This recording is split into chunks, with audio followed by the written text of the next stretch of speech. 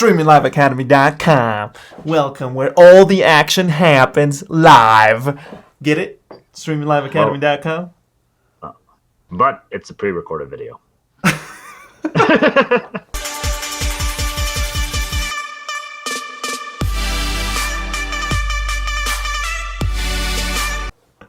It is. It's happening live for us. For now. For now. For now. One day, it'll reach that level of, it'll transcend. Oh, I need to get my timer going so we don't go above the 30-minute line. So guys, how's your day going? Besides what we've spoken before? Good. Amazing. Good. Big events in Jaber's life. Pokimane became digital. She transcended. And That was an interesting move, yeah. That was good. That's marketing 1.2 for you. The new Pokimane. Mm-hmm. Devoid of her human flaws. I am sure that in 1 week I will 100% see hentai videos of Pokimane on Pornhub. I'm freaking sure about it. You didn't hear that, ladies and gentlemen. You didn't hear it from StreamingLiveAcademy.com. Yeah, I might just cut that out. That's a fact. That's a fact. We were all thinking. I think we all knew that. You just said it. He said what was on everybody's mind. Okay, let me help you guys so you don't have blue light. See the difference?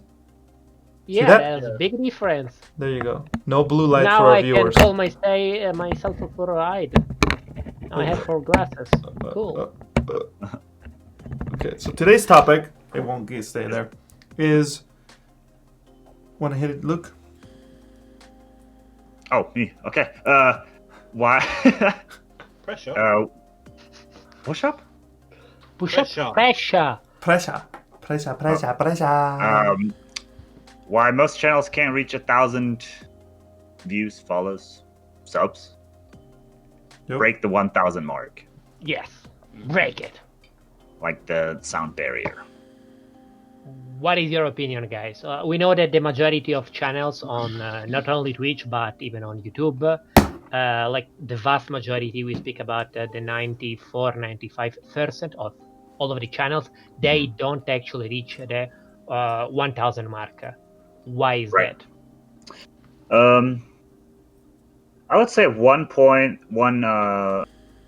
aspect. I would say it's probably consistency to some degree. They try it doesn't work within a couple of days, weeks. Sometimes it takes for people a year or two to get to 1,000, and they're not consistent. They're just not following through with it. They want it now. They want it yesterday, and it's just not the way it works.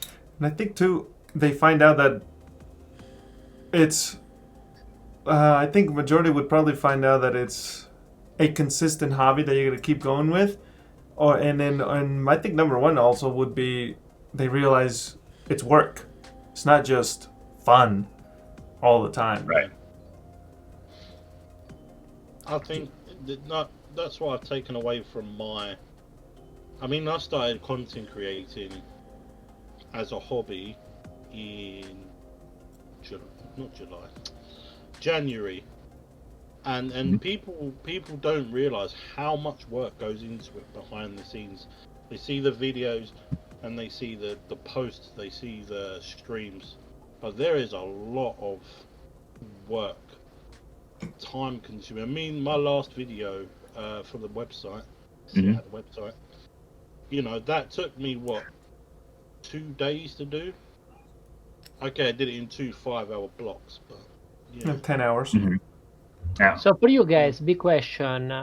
In the last 5 years, between now and 5 years ago, okay, is it easier to become content creators and create content and quality and reach an audience and grow, or it is harder right now than 5 years ago? Harder. I think content creation is easier because you have more tools and access, but making quality content is harder. Yeah, when going above the average? Uh-huh. I think it's hard to say if it's really harder or easier. I think it's almost like a completely different game. Like, I agree with your point. Like, especially with the phones nowadays, everyone has the tool, the phone in hand to make good content. Like with the phones recording in 1080p, 60 FPS, things like that. You don't need to buy a lot of expensive equipment to make a good video for YouTube, so to speak. Or you can even go live on your phone on Twitch and stuff like that. On the other side, I would say it is harder because it's more saturated, but you also have more data, more insights to look back on the last 5-10 years of YouTube. So I think it's just almost like a completely different game, like when it comes to content creation. More complex than before. Yeah, just more complex. Like it started out, people just did it as a hobby, and now it's evolved to something where people seriously get into it with the idea of making this like a career, and that's how they approach it. And first, when YouTube just became to be, it was a hobby for a lot of people, and the people got big, a lot of them because they were the first ones on the website and they learned and evolved with that. And now all these like years and years the first creators went through this like growing pains and the learning and everything, you can now catch up in a couple weeks with YouTube videos on just how to do it, and you're like brought up to speed in no time. And now it's more of like consistency issue, and then, like I said, this is more complex, I would say, with the data that you have and everything. So it's harder and difficult, but also a lot easier because you have tools and data and stuff like accessible at any given time for free. Does that answer your question, Cypher?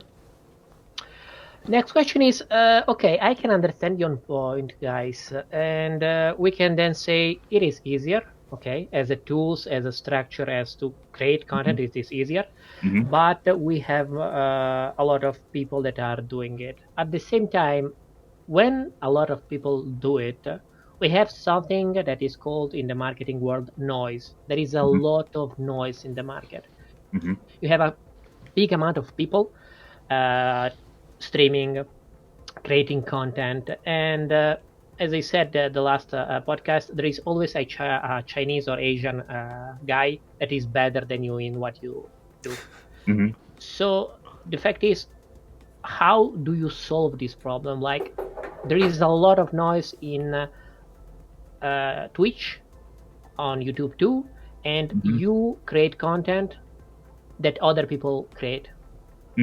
How do you make your content unique or special or different? Go for it, Jay. Putting the pressure back. Yeah, he's got a good point. I think in terms of 5 years ago, there wasn't as many. I think the last 5 years, the average massive YouTuber has then gone on to be a little bit more mainstream. So you've got Ninja that has done the Ellen show. Creators like KSI have gone on to the music world and he's smashing it over. He did the YouTube boxing with Logan Paul, Jake Paul. So 5 years ago, nobody would have, I don't think anyone would have fathomed that this bubble would have got a bit bigger, because I think it's gone from, you watch YouTube, but now YouTube is starting to become a lot more mainstream. So would you say So I think that? that's yeah. Sorry, are you done? Like, I just before I jump in. Yeah, go on. Okay, it's like the thought that keeps coming to my head is the pool before it was harder to get in, so the effort was more grindy, so more physical, but now it's become more of your brain mental game, and the average pool has gotten bigger while the actual top elite pool did increase, but I don't think it increased at the same rate as the average pool. like I think 3 tiers: the high tier, medium, and low. The low ones become so much easier and colluded. The medium one, same thing almost, but the higher tier increased just a little bit compared to the other tiers. So it's easier to get in and land on the low or medium. But if you want to go to the high tier, it's harder than it was 5 years ago, I would say. Yeah. Look. Mm-hmm. I think the first thing you just have to, I think, accept that there are people doing the exact same thing that you're doing, and they're doing it better. And like you said, there probably always will be. I think what I think is probably the best way to differentiate yourself, because I mean you can only make content different to a certain extent, like just using and was yours like copyright thing, right? Like the content basically was the same because the quest required you to go from A to B before going to C. You couldn't just go from A to C. So everyone has to follow the same path. So there's people that will do the same thing because that's literally just how the content works, I guess. I think probably the best way to differentiate yourself would be like storytelling, making it more of your personality. Because there's like, we're all a little bit different. Like, even though people make the same content and everything, and the facts are gonna be the same across the board, but you can always give it a little bit of your own spin, your own personality. Turn yourself into almost the brand, like storytelling behind it, to get it a little bit different. Mm-hmm. I agree. That makes sense. I have a thought on that one. So, You're the like, yeah, even like that, the troll and your core content was the same because it had to be. It's still two different pieces of content because of you guys' personality behind it. Yeah, I like that. Have you guys seen the documentary from Netflix, The Social Dilemma? Came out this year, I think. It came out not this year, the last week. Last week? Last week? Oh, Yeah. I have not seen that one. That was a different one. Highly It is- recommend it. Amazon, but You watched It this, is Cypher? actually quite interesting. Now addressing your point, Enver, and your point, Luke, I would like to first of all make you a question. Okay, did the algorithm of YouTube and Twitch and a lot of other social media platforms change in the last 5 to 10 years? If yes, what changed? Like, these platforms, what are they addressing right now? What is their objective? I would say they changed. I think the algorithm changed. I remember like a big thing about YouTube was that, like, several years back, maybe it was more than 5, they weren't as strict on that the tags had to be like correlated to the video that you make. So you could use popular tags, slap them on your YouTube video, and it had a chance of ranking really high, even though it had nothing to do with it. It's like people misusing hashtags on Instagram just to get likes. And Oh yeah, but I remember that. Yeah. and I think YouTube just has gotten more, I don't know, maybe a better and better AI, whatever, or algorithm UX, to user realize. experience. Yeah, I think it What? has improved. UX, user experience, improve the user experience. Yeah. So yeah, exactly. So I think that's like one major change. Okay. I would say that happened for at least YouTube. What they're addressing right now, I feel like Twitch has a lot of things they should be addressing right now. Diversity. Twitch. We will reach that point later. Now, Jibber, please tell me your opinion. Same question. YouTube. I'm not sure how long ago it was. I'm guessing it was less than 5 years ago. YouTube's algorithm changed, I reckon, when they were bought out by Google, or was it they affiliated with Google? They both were bought out by Google. Bought out by Google. Yeah. Yes. Yeah. Alphabet. Alphabet, yes, by Alphabet. Get it right. And then Twitch, Twitch. That came from Justin.tv, didn't it? So that's had some time to grow. As far as I'm aware, it was really the primary live streaming website at the time. All the others were just minions. YouTube weren't supporting live streaming. Mixer hadn't even been thought of. Facebook didn't even think of it at the time. And then all of a sudden it blew up because then creators were then getting quite big through Twitch. Okay. Through Twitch.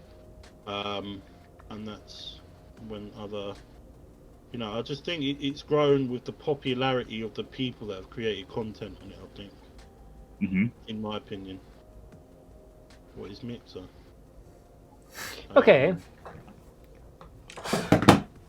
So, in your point of view, the things actually did change a lot in the last years, right? Pretty much, yeah. I would say I think it's so. improved, They're subtle. not necessarily They're subtle. changed. Okay, so anything else to add, Anwar? They improved? Changed? What is the Yeah, point? I think the core objective did not change. Just the algorithm has improved. Okay. Yeah, I think so. And the further it becomes, of course, like it has to start somewhere. So it starts with the creator's morale compass, and then it has become its morale compass on the program. The algorithm has become everybody's. It's your kind of like the Truman Show. It's got Okay, so a personalized algorithm, right? yeah, it has become more personal. Okay, that's totally true from the like the marketing platform standpoint. The system became actually a lot more personalized. It is for YouTube, it is for Twitch, it is for e-commerce, it is for every major site that is trying to sell you something. They want to know what you like. Now, on this point, in the last 5 years, not only the algorithm and the user experience improved, but what really changed is that every single platform is trying to achieve something.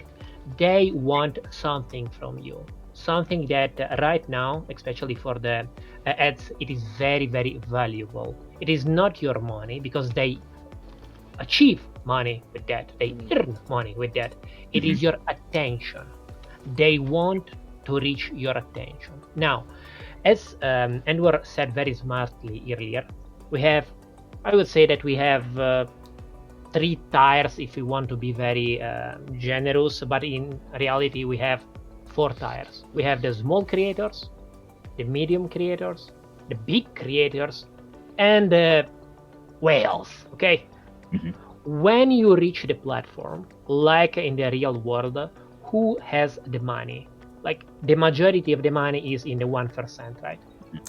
The same happens with Twitch and YouTube and every single platform.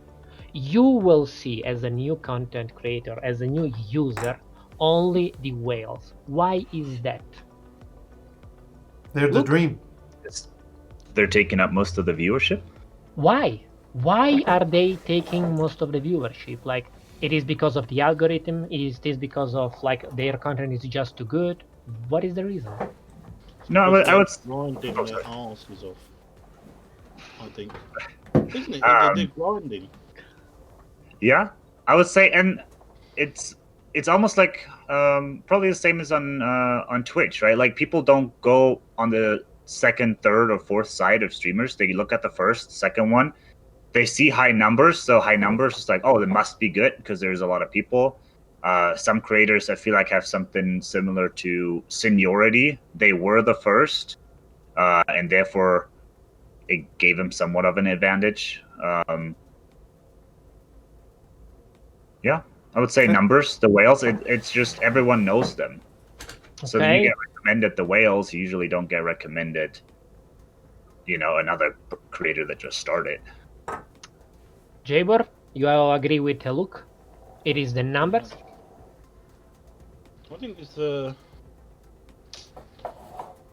I think partly, yeah, it is the numbers. But I think it's for some of the top guys in the streaming and content creation world in general, some of them have grinded so much over the last. So you think it is a result of their effort, right? Pretty much. Okay. And what some creative. The question was, why does YouTube prioritize the big whales? Why does every platform prioritize the big yeah. whales? Because that's a fact. Yeah, I think it's because their retained value is higher. Plus, I mean, they bring you here. You become sort of a safety net. If the big whale doesn't get you, hopefully one of the medium or lower ones will, and it keeps going down until hopefully something catches you. But usually, you'll probably be catched by the big whale. That's the real actual reason why the algorithm works like that, because a sheep lot of people is watching that content. Mm-hmm. So the average viewer will probably like that content. If they will not, the idea of the creator of the algorithm is basically, if Asmongold can't actually make you stay on the platform, mm-hmm. no one will with the same content. Okay, that's the idea behind it. So yeah. If you don't like Asmongold playing World of Warcraft, like I don't know who will. That's the idea. Right. Okay. So when we speak about retention, the real point is that like monies make money. Okay, if you have money, you can make money. If you are rich, you will become richer, not poorer, generally speaking. The same goes with communities and platforms. If you have a lot of people, you will receive a lot more people every day than everyone else in the platform combined. So a big channel will always stay a big channel, except if they fuck up and do something stupid like nudity or racism or stuff like that. But in general, they will always stay big whales. Mm-hmm. Wasn't there, just because you mentioned it, until they fuck up, I thought an interesting example was, you guys seen the YouTube channel Leafy, right? The guy who made the 9 YouTube, well, he's not there anymore. The guy who made the 9 YouTube videos about Pokemon. Yeah. Yeah. Uh-huh. And he had I think he had 4.5 million subscribers on YouTube, and YouTube banned his channel for cyberbullying. And then last week, when Pokemon came back to Twitch banned his Twitch channel also for just cyberbullying, abuse, and things like that.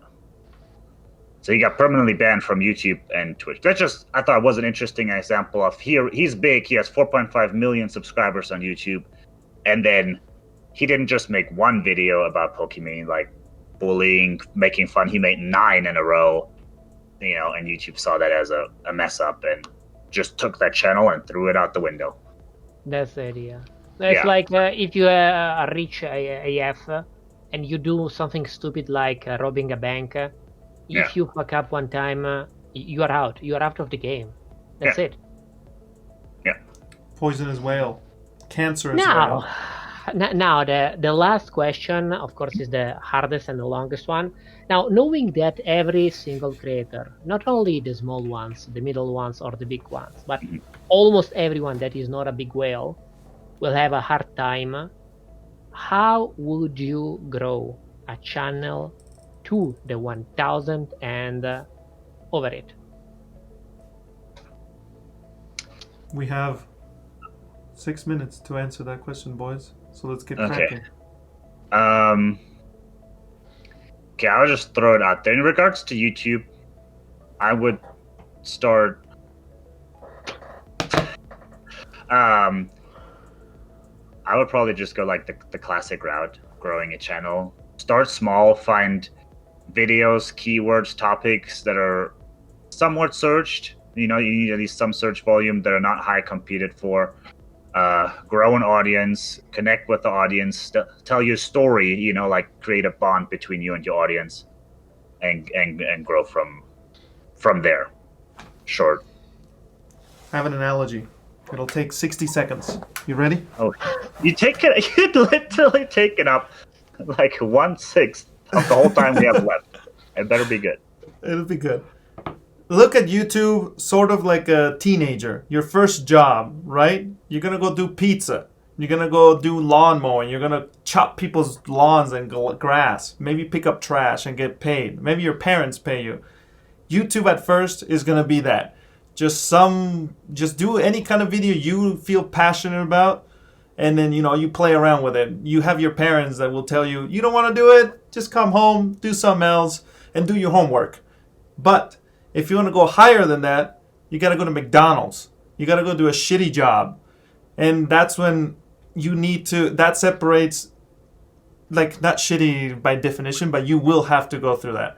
For example, when Cypher first met me, I was doing all sorts of crap. Japanese, Portuguese, fetching 8, 12 videos a week, some crazy crap. I was having fun, but I was getting burned out.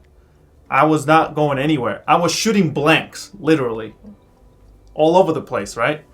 But once it got, tunneled, more specific, you narrow it, and sometimes you have to do a narrow that you don't like. Maybe you don't want to stop doing this, but you have to if you want to stop working at McDonald's, It becomes a little more serious.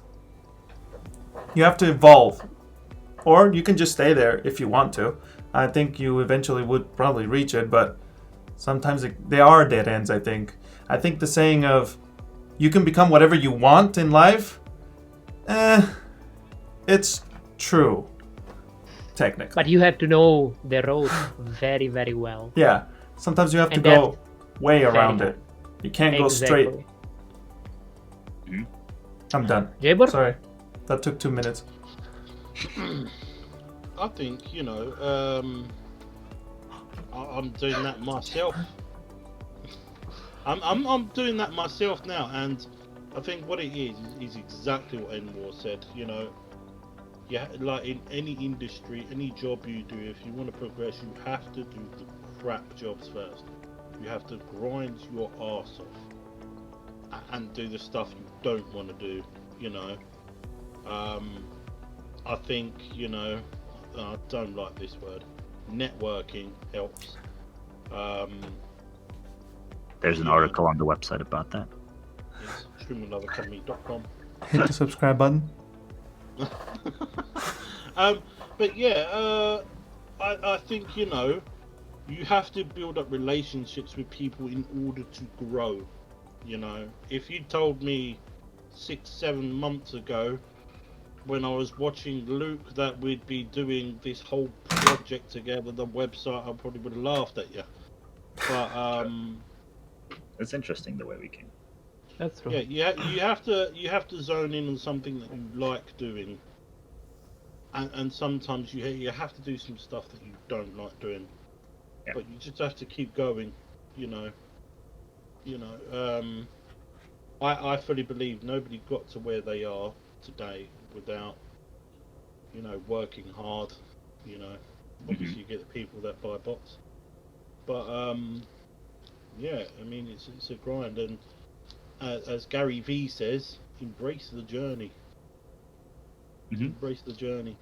Do you know what I mean? Yep. It's all about trial and error as well. That's your face, head. I suppose. Yeah. That's your head.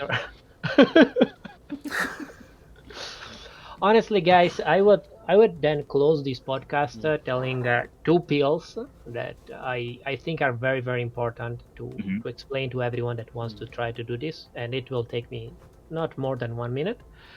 The first pill is that, speaking about what Jabor said, you have to grind, you have to work your ass off to achieve that. I honestly think that only that is absolute bullshit.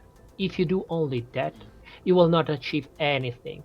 If just working hard would actually have give you money and opportunities, every single Japanese worker or Chinese worker that works more than 15 hours a day, they would be all billionaires. Only working hard is bullshit. Mhm. Don't work hard, work smart. By the way, this is my citation. You can find it on the free PDF on our site. Watch it. And the second point is, as I said, there is a shitload of noise in the market right now. If you want to start, you have to probably grind for 2-3 years without seeing one single penny, and only investing time and effort in this project without the assurance that you will reach something with this project. Right. Do you want to be sure to reach something? You have to think of this as a real freaking business. What do I mean? You have to invest money. Not only time, you have to invest money. If you have 5,000-10,000 euros to actually invest in ads, to invest in advertisement, in data, in emails, in content like that, I can assure you, even if you have shit content, you will grow as a content creator. Because people will see you, you will be noisier than other people. And as I said, not always good quality will win. A lot of time, people just have to see you. If you are selling cars for free, basically gifting them, if no one knows that you are gifting them, you will not gift even one single car. They have to know that you are creating content for them, for a specific niche, and probably invest some money, because there is too many people that is doing that. And if you want to be the one, the big one, the whale, you have to invest. That's how it is right now. Amen. I agree. Preach. Let's go. Where do I pay my tithing? Okay, guys. Appreciate it. See you Streaming Live next Academy! week. See you next week. That was beautiful.